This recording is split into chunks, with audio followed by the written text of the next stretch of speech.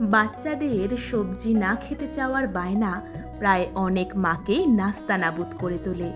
তাই আজ নিয়ে এসেছি এই বড় সমস্যার একটা অনবদ্য সমাধান।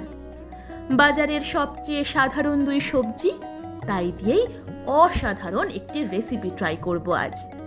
প্রথমটি হলো লাল কুমড়ো, খোসা ছাড়িয়ে টুকরো করে কেটে নিচ্ছি। আর দ্বিতীয়টি হলো এই সতেজ সবুজ পটল।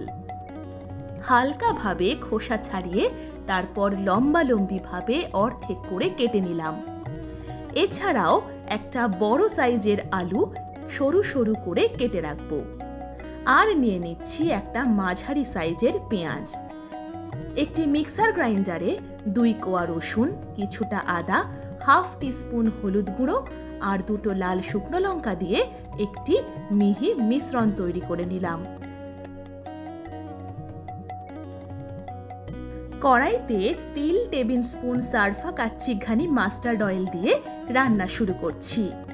সারফা সর্ষের তেলের জাদুতে রান্নার স্বাদ বহু গুণ বেড়ে যাবে, আর সবাই খাবেও চেটেপুটে।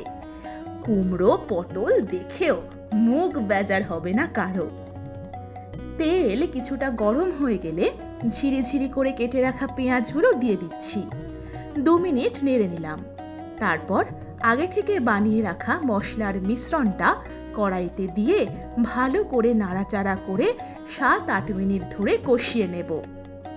এরপর এই রকম মশলা থেকে তেল ছাড়তে শুরু করবে। তখনই টুকরো করে রাখা কুমড়ো, পটল আর আলুগুলো কড়াইতে ঢেলে প্রয়োজন মতো নুন দিয়ে 1 থেকে 2 মিনিট নেড়ে ভাজা ভাজা করতে থাকবো। এরপর দিয়ে দিলাম প্রয়োজন মতো জল। উনুনটা মিডিয়াম আঁচেই রাখবো। মাঝে মাঝে সমস্ত মিশ্রণ নেড়ে নিয়ে মশলা আর সবজির কেমিস্ট্রিটা জমিয়ে আবার ঢাকা দিয়ে দেব।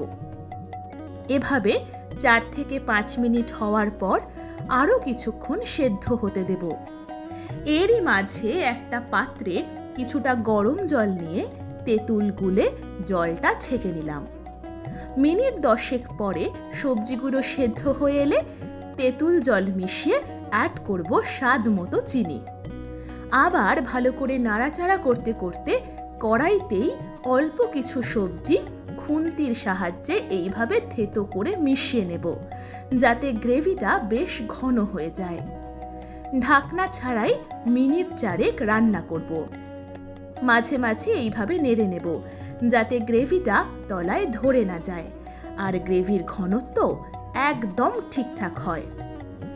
সারফা কাচ্চিঘানি মাস্টার্ড অয়েলের ছোঁয়ায় সব সাধারণ রান্নাও হয়ে ওঠে এত অসাধারণ যে মন বলে ওঠে আর দেরি কিসের।